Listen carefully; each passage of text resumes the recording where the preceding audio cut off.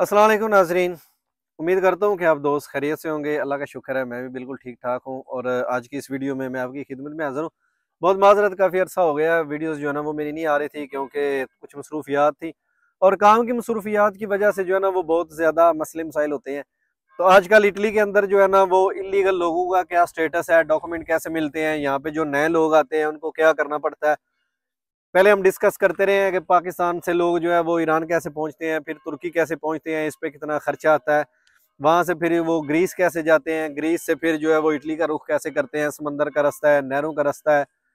उसके बाद जो है वो लोग Albania, Serbia, Bosnia, crochet, Slovenia, Slovakia, Austria, Romania, Hungary से होते हुए जनाब जर्मन जाते हैं। जर्मन से फिर जनाब बाज़ का लोग इटली आ जाते हैं, इटली से फिर फ्रांस जाते हैं, फ्रांस से पेरिस होते हुए जनाब मेरी वो फिर वापस आके तो स्पेन चले जाते हैं, स्पेन से पुर्तगाल जाते हैं, नीदरलैंड जाते हैं।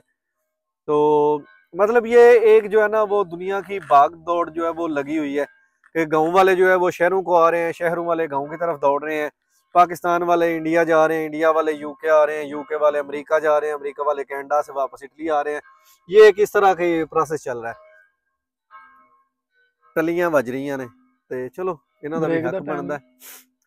तो आज की जो वीडियो है वो उस्मान भाई मेरे साथ हैं। अस्सलाम वालेकुम। वालेकुम क्या सलाम। हाल है जनाब, ठीक ठाक हो? जी वधिया। तो इनसे आज जो है ना वो हम पूछते हैं कि बंदा जब इटली में नया एंटर होता है तो उसके साथ क्या सलूक किया जाता है और यहाँ पे डॉक्यूमेंट कैसे मिलते हैं, कौन कौन से डॉक्यूमेंट जो है वो बंदे का कमीशन पास होने के बगैर जो है वो मिल जाते हैं।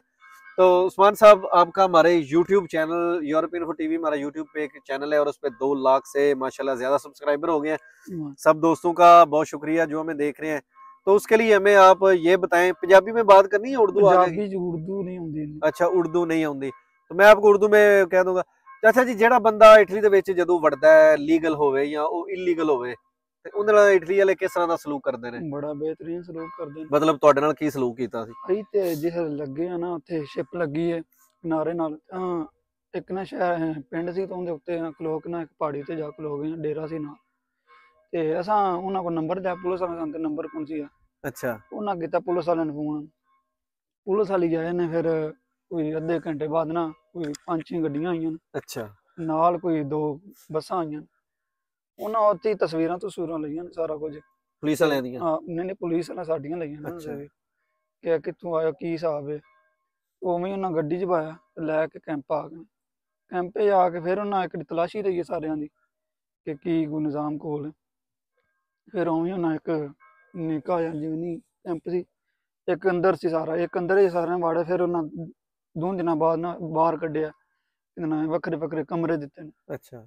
ਤੇ ਹਾਂਜੀ ਫਿਰ ਨਿਜ਼ਾਮ ਟੁਰਦਾ ਰਿਹਾ। मतलब किस तरह हुण तक थोड़ा टुरया है? फिर बाद जब बंदा नया एंटर होता है यहाँ पे आके तो पकड़ के पुलिस वाले उनको अपने फिंगर करते हैं, फिर उनका प्रोसेस डॉक्यूमेंट का शुरू हो जाता है। सबसे पहले कौन सा डॉक्यूमेंट देते हैं? ਸਭ ਨਾਲੋਂ ਪਹਿਲਾਂ ਦਿੰਦੇ ਨੇ ਉਹ ਰੱਜੀ ਪੁੱਤਾ, कादा? ਉਹ ਸਜੋਰ ਦਾ, चिट्टी ਦਾ। अच्छा, मतलब वो डॉक्यूमेंट जरूरी कौन कौन से इटली के अंदर जो अब आते हैं? इटली के अंदर सजोर जरूरी है, ते सारा कुछ जरूरी है। मतलब केड़ा केड़ा वो ही आप बताएं ना जरा। कितने डॉक्यूमेंट हैं जो बंदे के पास होने चाहिए? डॉक्यूमेंट पहले नंबर ते होना चाहिए कार्ड, जो होंदा डॉक्टरी कार्ड। अच्छा, जिसको तेसरा सैनिटारिया तीसरा बोलते हैं। संतारिया अच्छा। ते दूजा रेजिडेंस होना चाहिए। रेजिडेंस क्या होता है? रेजिडेंस तो जिवें नहीं पाकिस्तान का शनाख्ती कार्ड होंदा। शनाख्ती का? अच्छा अच्छा। वो उनका कितनी देर का होता है? साल का, 6 महीने का? नहीं वो होंदा है कईयां दा। पिछे ते उन्हें जेल देता ना, वो 10 साल का दे रहे सन। अच्छा अच्छा। ते बाद विच फिर उन्हें कईयां 3 साल दे रहे सन, कईयां 4 दा, मेरा 4 दा बनया। अच्छा अच्छा। ते विच मुंडियां 3 साल दा बनया सी। हाँ हाँ। ਉਹ ਉਹਨਾਂ ਦਿੱਤਾ ਤੇ ਉਹਦੇ ਤੇ ਇਹ ਵੇ ਕਿ ਬੰਦਾ ਜਾਏ ਨਾ ਪੋਸਤੇ ਜਿਹੜਾ ਹੁੰਦਾ ਅਕਾਊਂਟ ਖੁਲਵਾਉਣ। अच्छा ਇਹ ਰੈਡੀਜੈਂਸ ਤੋਂ ਬਗੈਰ ਅਕਾਊਂਟ ਵੀ ਨਹੀਂ ਖੋਲਦੇ। अच्छा। अकाउंट का दा? ਉਹ ਜੋ ਬੈਂਕ ਅਕਾਊਂਟ ਨਹੀਂ ਹੁੰਦਾ। अच्छा अच्छा, बैंक कार्ड भी होना इधर बन जाता है? ਬੈਂਕ ਕਾਰਡ ਬਣਵਾਉਣਾ ਲਾਜ਼ਮ ਹੈ, ਕਿਉਂਕਿ ਉਹਦੇ ਤੋਂ ਬਗੈਰ ਉਹ ਪੋਸਤੇ 'ਚ ਤਨਖਾਹ ਨਹੀਂ ਹੁੰਦੀ। अच्छा अच्छा ਤਨਖਾਹ ਦਿੰਦੇ ਵੀ ਨਹੀਂ ਆ, ਹੱਥ 'ਚ ਨਹੀਂ ਦਿੰਦੇ, ਉਹ ਦਿੰਦੇ ਨੇ ਪੋਸਤੇ 'ਚ। अच्छा। मतलब सारा काम लीगल तरीके ਲੀਗਲ नाल? ਤਰੀਕੇ ਨਾਲ ਕਰਦੇ ਨੇ। अच्छा अच्छा। तो बगैर डॉक्यूमेंट पास होया ਜਿਹੜੀ ਸਜੋਰ ਹੁੰਦੀ ਹੈ 2 ਸਾਲ ਦੀ ਲੱਭਦੀ ਜਾਂ 5 ਸਾਲ ਦੀ, ਉਹ ਪਾਸ ਹੋਣ ਤੋਂ ਬਗੈਰ ਅਸੀਂ ਕਿਹੜੇ ਕਿਹੜੇ ਡਾਕੂਮੈਂਟ ਪਹਿਲੇ ਬਣਵਾ ਸਕਦੇ ਹਾਂ? ਪਹਿਲੇ ਡਾਕੂਮੈਂਟ ਸਾਡੇ ਕੋਲ ਕਿਹੜੇ ਡਾਕੂਮੈਂਟ ਬਣ ਸਕਦੇ ਨੇ? ਪਹਿਲੇ ਸਾਡੇ ਕੋਲ ਸਜੋਰ ਹੀ ਹੈ, ਜਿਹੜੀ ਪੀਲੀ ਸਜੋਰ 6 ਮਹੀਨੇ ਦਿੰਦੇ ਨੇ। अच्छा। ਤੇ ਹੀ ਰੈਡੀਜੈਂਸ ਤੇ ਹੋਰ राष्ट्रीय कार्ड हाँ और बैंक का कार्ड। बस और यही। क्या डॉक्यूमेंट पास होने तो बगैर भी ਅਸੀਂ ਲਾਇਸੈਂਸ ਵੀ ਕਰ ਸਕਦੇ ਹਾਂ? लाइसेंस ਨਾਲ ਲੈਸਨ ਕਰ ਸਕਨੇ ਆ ਉਹਦੇ ਨਾਲ, ਜਿਹੜਾ ਹੋਵੇ ਤੁਹਾਡਾ ਰੈਡੀਜੈਂਸ ਬਣਿਆ ਤੇ ਉਹਦੇ ਨਾਲ ਤੁਸੀਂ ਕਰ ਸਕਦੇ ਲੈਸਨ ਤੇ ਉਂਝ ਵੀ ਕਰ ਸਕਦੇ ਨਾ, ਕਰਨ ਨੂੰ ਕਿਹੜਾ ਬਸ ਜਿਹੜਾ ਉਹ ਜਾ ਕੇ ਦੇਣਾ ਤੁਹਾਨੂੰ पेपर, अच्छा ਉਹਦੇ ਵਾਸਤੇ ਰੈਡੀਜੈਂਸ होना चाहिए। अच्छा अच्छा, सही हो गया। मतलब इम्तिहान देने के लिए जो भी जरूरी है उसके लिए रेजिडेंस जरूरी है। जी अच्छा, उसके बाद अगर आप मतलब इटली में जब आए थे तो आपका कितना खर्चा आया? मेरा इटली च पाकिस्तान ते तुर्की ਦਾ ਮੇਰਾ ਆਇਆ ਸੀ 1.5 ਲੱਖ ਰੁਪਈਆ, अच्छा, ਤੇ ਤੁਰਕੀ ਦੇ ਵਿੱਚੋਂ ਆਇਆ ਸੀ ਮੇਰਾ 15 ਲੱਖ ਰੁਪਈਆ। तुर्की तो ਇਟਲੀ ਦਾ तुर्की तो इटली किस तरह आए तुसी? ਤੁਰਕੀ ਦੀ ਇਟਲੀ ਮੈਂ ਸ਼ਿਪ ਚ। अच्छा, शिप ਤੇ ਆਏ। ਮਤਲਬ ਕਿਸ ਤਰ੍ਹਾਂ ਦਾ ਸਫ਼ਰ ਸੀ ਤੁਹਾਡਾ? ਸ਼ਿਪ ਦਾ ਸਫ਼ਰ ਡੁੱਬੀ ਨਹੀਂ ਸੀ ਸ਼ਿਪ ਤੁਹਾਡੀ? ਸ਼ਿਪ ਚ ਪੈ ਗਿਆ ਸੀ ਪਾਣੀ, ਲਾਇਆ ਨਾ ਸਮੁੰਦਰ ਦੇ ਇੰਟਰਨੈਸ਼ਨਲ ਜਿਹੜਾ ਆਉਂਦੇ ਨੇ, ਅੱਛਾ ਉੱਥੇ ਆਏ ਤੇ ਉੱਥੇ ਪੈ ਗਿਆ ਪਾਣੀ, ਤੇ ਅੱਛਾ ਅੱਗੇ ਨਾ ਥੱਲੇ ਜਿੱਥੇ ਤਹਿਖਾਨੇ ਚ ਨਹੀਂ ਵਾੜਦੇ ਉੱਥੇ, ਉਹ ਮੁੰਡੇ ਹਨ ਨਾਲ ਦੇ ਗੁਜਰਾਤ ਦੇ ਤੋਂ ਮੰਡੀ ਦੇ, ਅੱਛਾ, ਉਹਨਾਂ ਕੋਈ ਹਿੰਮਤ ਕੀਤੀ ਤੇ ਉਹ ਪਾਣੀ ਪੂਣੀ ਕੱਢਿਆ ਉਹਨਾਂ ਵਿੱਚੋਂ ਬੁੱਕਾਂ ਨਾਲ ਨਹੀਂ, ਉੱਥੇ ਉਹਨਾਂ ਕੋ ਮੋਟਰ ਦੀ ਥੱਲੇ ਇੱਕ ਵਾਰੀ ਮੈਂ ਮੋਟਰ ਫੜ ਕੇ ਲਾਈ ਉਹਦਾ ਪੈਂਪ, ਉਹ ਪਾਣੀ ਪਤਾ ਨਹੀਂ ਕੌਣ ਸੀ ਚਿਕਦੀ, ਫਿਰ ਸਾਰੇ ਬਾਹਰ ਨਿਕਲ ਆਏ। ਅੱਛਾ, ਬਾਹਰ ਨਿਕਲ ਕੇ ਪਿਛਲੇ ਪਾਸੇ ਜਾ ਕੇ ਬਹਿ ਗਏ ਆ, ਤੇ ਅੱਗੂ ਜਿਹੜੀ ਸ਼ਿਪ ਚ ਕੀਤੀ ਹੈ ਅੱਛਾ, ਅਗਲੇ ਪਾਸੇ ਪਾਣੀ ਪੈ, ਅੱਗੂ ਛੱਲ ਪੈਂਦੀ ਨਾ, ਤੇ ਉਹ ਜਦ ਛੱਲ ਥੱਲੇ ਜਾਂਦੀ ਸੀ ਨਾ ਕਸ਼ਤੀ, ਪਾਣੀ ਉੱਤੇ ਆਉਂਦਾ ਸੀ ਸਾਰਾ।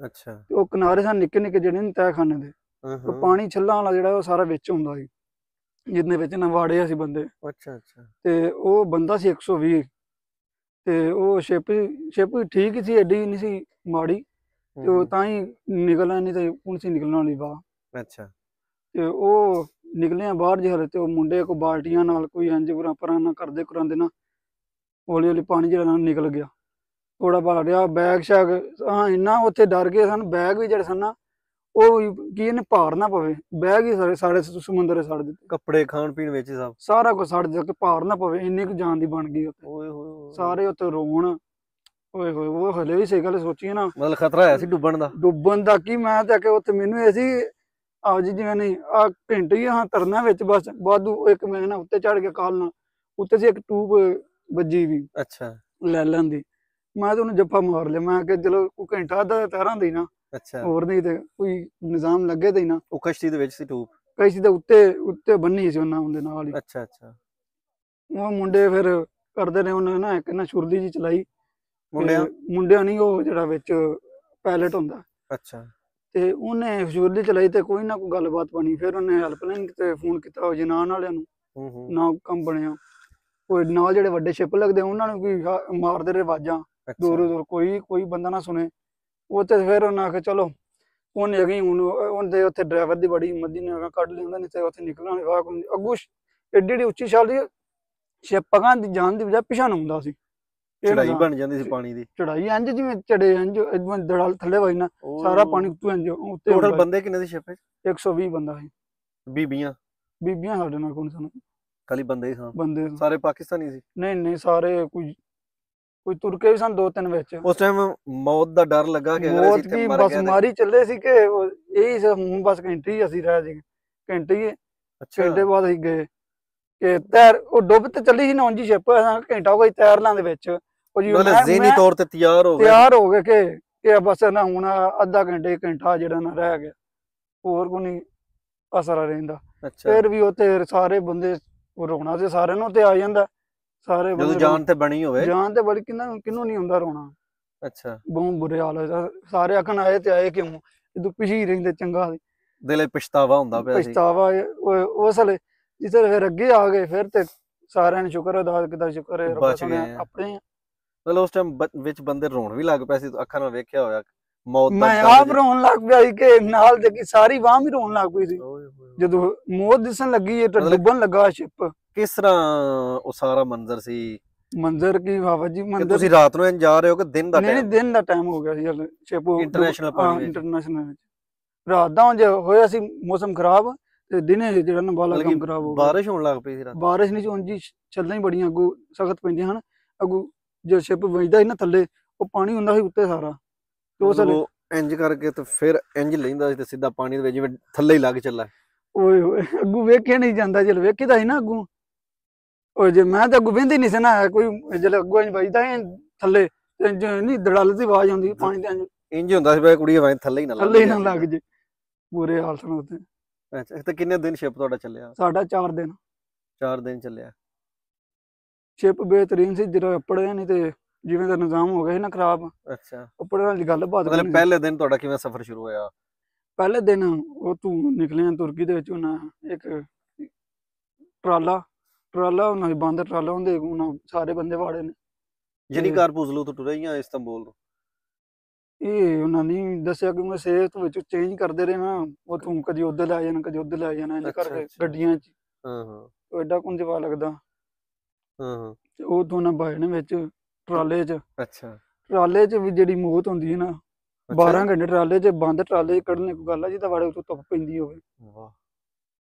ਫਿਰ ਉਤੋਂ ਨਾ ਪਾੜੇ ਜਿਹੜੀ ਕੋ ਨਾ, ਉਤੋਂ ਟਰਾਲੇ ਦੇ ਨਾ ਕੱਪੜਾ ਤਦ ਕੋਈ ਵਿੱਚ ਸਾਹ ਨਿਕਲਿਆ, ਉੱਥੇ ਵਿੱਚ ਮੁੰਡੇ ਬੜੇ ਬੇਹੋਸ਼ ਹੋਏ ਸਨ। ਅੱਛਾ ਗਰਮੀ ਦੀ ਵਜ੍ਹਾ ਤੋਂ? ਗਰਮੀ ਦੀ ਵਜ੍ਹਾ ਤੋਂ ਹਵਸ ਨਾਲ ਬਣ ਜਾਂਦੀ ਹੈ, ਕੋਈ 120 ਬੰਦਾ ਹੋਵੇ ਐਡਾ ਵੱਡੇ ਟਰਾਲੇ 'ਚ, ਅੱਛਾ ਤੇ ਉਹ ਨਾਲ ਇੰਝ ਉੱਤੇ ਇੱਕ ਉਸਰ ਕੇ ਬੈਠਾ ਹੋਵੇ, ਤੇ ਉੱਥੇ ਕਿਵੇਂ ਸਾਹ ਨਿਕਲਣਾ? ਕਿੰਨੀ ਦੇਰ ਟਰਾਲਾ ਚੱਲਿਆ? ਟਰਾਲਾ 12 ਘੰਟੇ। 12 ਘੰਟੇ ਟਰਾਲਾ ਚੱਲਿਆ। ਅੱਛਾ ਤੇ ਸਮੁੰਦਰ ਦੇ ਕਿਨਾਰੇ ਤੇ ਬਿਲਕੁਲ ਹੀ ਪਹੁੰਚ ਗਏ ਸੀ, ਉੱਥੇ ਪੁਲਿਸ ਪਿੱਛੇ ਤੁਰਕੀ ਵਾਲੇ ਨਹੀਂ ਲੱਗੇ? ਤੁਰਕੀ ਵਾਲੇ ਨਹੀਂ ਲੱਗੇ, ਤੁਰਕੀ ਵਾਲੇ ਕਿਉਂਕਿ ਉਸੇ ਹੁਣ ਪਤਾ ਨਹੀਂ ਉਹ ਏਜੰਟ ਨਾਲ ਕੁਝ ਹਿਸਾਬ ਕੀਤਾ ਹੋਣਾ। ਅੱਛਾ ਉੱਤੇ ਅਸੀਂ ਪਹਿਲਾਂ ਤੇ ਚੜੇ ਨਾ ਇੱਕ ਪਹਾੜੀ ਤੇ ਰਾਤ ਰਹੇ ਹਾਂ ਉੱਤੇ ਹੀ, ਉਹਨਾਂ ਜਿਹੜਾ ਟਰਾਲੇ ਵਾਲੇ ਲਾਇਆ ਨਾ, ਉੱਤੇ ਚੜੇ ਉੱਤੇ ਪਹਾੜੀ ਤੇ ਰਾਤ ਸੁੱਤੇ ਉੱਥੇ ਹੀ। ਇੱਕ ਹਾਫ ਜੀ ਹਿਸਾਬ ਲਾਇਆ ਜਿਹੜਾ ਨਹੀਂ ਅਸੀਂ ਰਹੇ। ਹੁਣ ਇੱਥੇ ਬੰਦਾ ਹੋਵੇ ਨਾ, ਕੋਈ ਬੰਦਾ ਬਾਹਰ ਨਿਕਲੇ ਇੰਜ ਬੰਦੇ ਨੂੰ ਜੰਗਲ ਸ਼ੰਗਲ ਜੇ ਡਰ ਡੂਰ ਲੱਗਦਾ ਮਾੜਾ ਚੰਗਾ, ਉੱਥੇ ਬੰਦੇ ਕੋਲ ਖੋਫ ਵੀ ਕੋਈ ਨਹੀਂ ਹੁੰਦਾ, ਪਤਾ ਨਹੀਂ ਕੀ ਹਿਸਾਬ ਹੈ। ਬੰਦਾ ਸੁੱਤਾ ਭਾਵੇਂ ਜਿੱਥੇ ਮਰਜ਼ੀ ਸੁੱਤਾ, ਜੰਗਲ 'ਚ ਕੱਲਾ ਭਾਵੇਂ ਸੁੱਤਾ, ਕੋਈ ਖੋਫ ਹੀ ਨਹੀਂ ਹੁੰਦਾ ਬੰਦੇ ਨੂੰ। ਉੱਥੇ ਹੋਰ ਹੀ ਪਰੇਸ਼ਾਨੀਆਂ ਹੋਈਆਂ ਹੁੰਦੀਆਂ। ਬੰਦਾ ਜਿਹੜਾ ਡਰ ਵਾਲਾ ਤੇ ਸੀਨ ਹੀ ਕੋਈ ਨਾ ਹੁੰਦਾ ਕਿ ਬੰਦੇ ਨੂੰ ਆ ਖੋਫ ਹੈ, ਤੂੰ ਆ ਸ਼ੈ ਨਾ ਵੜ ਜਾ, ਆ ਸ਼ੈ ਨਾ ਵੜ ਜਾ। ਉਹ ਤੇ ਇਹ ਕੋਈ ਨਹੀਂ ਹੁੰਦਾ ਸੀਨ, ਉਹ ਤੇ ਆਪੋ ਆਪਣੀ ਬੜੀ ਹੁੰਦੀ, ਕਿਸੇ ਲਈ ਨਿਕਲਣਾ ਕੀ ਹਿਸਾਬ ਹੈ ਕੀ। ਅੱਛਾ ਅੱਛਾ ਪੁਲਿਸ ਹੀ ਨਾ ਫੜ ਲੈ ਕਿਧਰੇ? ਪੁਲਿਸ ਆ ਉੱਥੇ ਹੁੰਦਾ ਸਾਰਾ। ਅਗਰ ਪੁਲਿਸ ਮਤਲਬ ਇੱਕ ਬੰਦੇ ਨੂੰ ਨਜ਼ਰ ਆ ਜਾਂਦੀ ਹੈ ਕਿ ਉਹ ਪੁਲਿਸ ਆ ਗਈ ਹੈ, ਤਾਂ ਉਹ ਕੀ ਹਿਸਾਬ ਹੁੰਦਾ ਤੁਰਕੀ ਦੇ ਵਿੱਚ? ਤੁਰਕੀ ਦੇ ਵਿੱਚ ਉਹ ਉੱਥੇ ਹੁਣ ਤੇ ਪਿਛਾਂ ਤੇ ਜਦ ਅਸੀਂ ਆਏ ਸੀ ਉਸ ਮਹੀਨਾ ਦੋ ਤੱਕ ਹੁਣ ਸੀ ਪੁਲਿਸ ਵਾਲੇ ਆਂਦੇ ਕੱਖ, ਬਾਅਦ ਜਦ ਪੁਲਿਸ ਵਾਲੇ ਵੇਖਿਆ ਨਾ ਫੜਦੇ ਹਨ, ਤੇ ਅਸੀਂ ਤੇ ਵੇਖਦਾ ਸੀ ਉੱਥੋਂ ਦੂਰੋਂ ਆਉਂਦੀ ਨਾ ਕੋਈ ਬੱਤੀ ਦੂਜੀ ਗਲੀ ਹੁੰਦੀ ਐਂਬੂਲੈਂਸ ਦੀ, ਅੱਛਾ ਤੇ ਅਸੀਂ ਫਿਰ ਵੀ ਨੱਸ ਜਾਂਦੇ ਸੀ। ਤੇ ਉਹ ਪੁਲਿਸ ਵਾਲਿਆਂ ਤੇ ਵੱਖਰੀ ਗੱਲ ਸੀ, ਮੇਰੇ ਮਗਰ ਲੱਗੇ 3-4 ਮਗਰ ਲੱਗੇ। ਅੱਛਾ ਤੇ ਮੈਂ ਤੇ ਮੇਰਾ ਮਸ਼ੇਰ ਸੀ, ਉਹ ਵੀ ਉੱਥੇ ਤੁਰਕੀ ਹੁੰਦਾ, ਪਾਕਿਸਤਾਨ ਗਲੇ 'ਚ ਰਿਹਾ ਮੈਂ। ਉਹ ਹਲੇ ਵੀ ਤੁਰਕੀ 'ਚ? ਉਹ ਹਲੇ ਤੁਰਕੀ ਸੀ। ਉਹ ਲਾਂਦਾ ਕੋਈ ਡੈਂਕੀਆਂ। ਅੱਛਾ ਉਹ ਮੁੰਡੇ ਨੂੰ ਕਹਿੰਦੇ ਸੀ, ਉਹ ਮੰਨਦਾ ਸੀ ਜਨਾਨ ਦੀ ਡਿੰਕੀ ਲਾ। ਉਹ ਜੇ ਜਾਂਦਾ ਸੀ ਨਾ, ਉਹ ਆਪ ਨਾਲ ਦੇ ਮੁੰਡੇ ਜਾਂਦੇ, ਲੌਂਸਾਂ ਪਈਆਂ ਹੁੰਦੀਆਂ ਆਉਂਦੇ ਹਨ ਘਰ। ਅੱਛਾ ਮੈਂ ਕਿਹਾ ਇਧਰ ਹੀ ਨਹੀਂ ਲਾਣੀ ਗੇਮ, ਭਾਵੇਂ ਇਹਦੇ ਮਰਦਾ ਮਰ ਜੀਏ, ਇਧਰ ਹੀ ਨਹੀਂ ਲਾਣੀ ਗੇਮ। ਜਿਹੜੀ ਕੁੱਟ ਪੈਂਦੀ ਨਾ ਉਹਦੇ ਡੇਲੀ ਕੁੱਟ ਨਹੀਂ ਚੱਲੀ ਜਾਂਦੀ। ਕੁੱਟ ਨਹੀਂ ਚੱਲੀ ਜਾਂਦੀ। ਲਿਤਰਾ ਨਾਲ ਕੁੱਟਦੇ ਨੇ ਬੰਦੇ? ਲਿਤਰਾ ਕੀ ਉਹ ਤੇ ਉਹਨਾਂ ਡਾਂਗ ਰੱਖੀ ਦੂਜੀ ਪੁਲਿਸ ਵਾਲਿਆਂ ਵਾਲੀ। ਅੱਛਾ ਜੀ। ਮੈਂ ਤੇ ਵੇਖੀ ਕੋਈ, ਮੈਂ ਨਾਂ ਤੇ ਗਿਆ, ਉਹੀ ਦੱਸਦੇ ਨੇ। ਅੱਛਾ ਮਾਰਦੇ ਨੇ, ਕੱਪੜੇ ਛਪੜੇ ਲਾ ਛੱਡਦੇ ਨੇ ਸਾਰੇ, ਬਹੁਤ ਮਾਰਦੇ ਨੇ। ਤੇ ਸੁਣਿਆ ਗੋਲੀਆਂ ਸ਼ੋਲੀਆਂ ਵੀ ਮਾਰ ਛੱਡਦੇ ਨੇ, ਬੰਦੇ ਮਾਰ ਛੱਡਦੇ। ਉਹ ਜਿਹੜੇ ਕੋਈ ਵਿੱਚ ਉੱਥੇ ਕੋਈ ਨੱਸਣ ਭੱਜਣ ਉਹਨਾਂ ਨਾਲ ਕੋਈ ਕਰਦੇ ਨੇ, ਸਾਰਿਆਂ ਨਾਲ ਨਹੀਂ ਕਰਦੇ। ਕਈਆਂ ਮਤਲਬ ਜਾਨੂ ਨਹੀਂ ਮਾਰਦੇ? ਜਾਨੂ ਨਹੀਂ ਮਾਰਦੇ, ਕਈਆਂ ਨੂੰ ਪਾਸੇ ਤੇ ਮਾਰਦੇ ਕੋਈ ਨਹੀਂ ਹੈ, ਕੋਈ ਛੱਡਦੇ ਨੇ, ਕਈ ਪਾਸੇ ਮਾਰਦੇ। ਜਿਸ ਤਰ੍ਹਾਂ ਪਾਕਿਸਤਾਨ ਵਿੱਚ ਅੱਜ ਕੱਲ ਕੋਈ ਜਲੂਸ ਕੱਢੇ ਤੇ ਸਿੱਧੀ ਫਾਇਰ ਮਾਰ ਕੇ ਮਾਰ ਛੱਡਦੇ ਨੇ, ਉਸ ਤਰ੍ਹਾਂ ਤਾਂ ਨਹੀਂ ਹੁੰਦਾ? ਜਲੂਸ ਵਾਲੇ ਇਹ ਵੀ ਜਲੂਸ ਹੀ ਜਾਂਦਾ ਪਿਆ ਨਾ, 100 ਬੰਦੇ ਦਾ 200 ਬੰਦੇ ਦਾ। ਨਹੀਂ ਇੱਥੇ ਨਹੀਂ ਇਨਸਾਫ।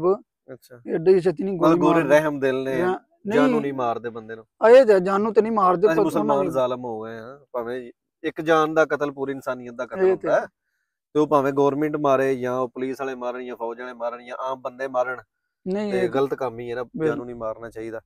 ਤੇ ਅੱਛਾ ਤੁਰਕੀ ਦੇ ਵਿੱਚ ਪੁਲਿਸ ਦਾ ਇਹ ਡਰ ਹੈ ਕਿ ਵੇਖ ਕੇ ਬੰਦੇ ਦੌੜਾਂ ਲੱਗ ਜਾਂਦੀਆਂ? ਤੁਰਕੀ ਦੇ ਵਿੱਚ ਉਹ ਪਾਕਿਸਤਾਨੀ ਗਲੇ 'ਚ, ਤੇ ਉਹ ਇੱਕ ਤੁਰਕੀ ਦੇ ਨਾ ਪਾਕਿਸਤਾਨੀ ਬਾਹਲੀ ਪਾਕਿਸਤਾਨੀ ਮੁੰਡੇ ਰਹਿੰਦੇ ਹਨ। ਅੱਛਾ ਉਹ ਇੰਝ ਪਾਕਿਸਤਾਨ ਵਾਲਾ ਹੀ ਸਾਰਾ ਮਾਹੌਲ ਹੁੰਦਾ ਜੀ।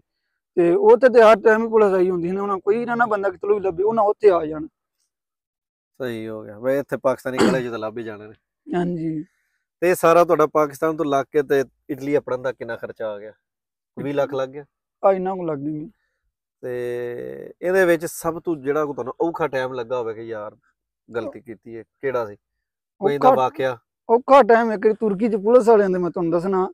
ਔਖਾ ਟਾਈਮ ਨਾਲ ਥੱਲੇ ਦੁਕਾਨ ਹੈ, ਉੱਤੇ ਅਸੀਂ ਮੈਂ ਇਕੱਲਾ ਹੀ ਸਾਂ ਘਰ, ਉਦੋਂ ਮੈਂ ਛੁੱਟੀ ਕੀਤੀ ਕੰਮ ਤੋਂ, ਤੇ ਥੱਲੇ ਪੁਲਿਸ ਖੜੀ ਹੈ, ਤੇ ਉੱਤੇ ਕੋਈ ਸ਼ੈ ਪਕਾਉਣ ਵਾਲੀ ਨਹੀਂ। ਆਂਡਾ ਪਿਆ ਇੱਕ, ਤੇ ਗੰਢੇ ਇੱਕ ਗੰਢਾ ਪਿਆ ਯਾਰ। ਅੱਛਾ ਤੇ ਤੇਲ ਕੋਈ ਨਹੀਂ ਪਿਆ ਜਿਹਦੇ ਨਾਲ ਆਂਡਾ ਬਣਾਉਣਾ। ਅੱਛਾ ਤੇ ਉਹ ਮਿਰਚਾਂ ਸ਼ੁਰਚਾਂ ਪਾ ਕੇ ਤੇ ਉਹ ਪਾਣੀ ਦੇ ਨਾਲ ਮੈਂ ਪਹਿਲੀ ਵਾਰੀ ਆਂਡਾ ਬਣਾਇਆ, ਪਾਣੀ ਦੇ ਨਾਲ।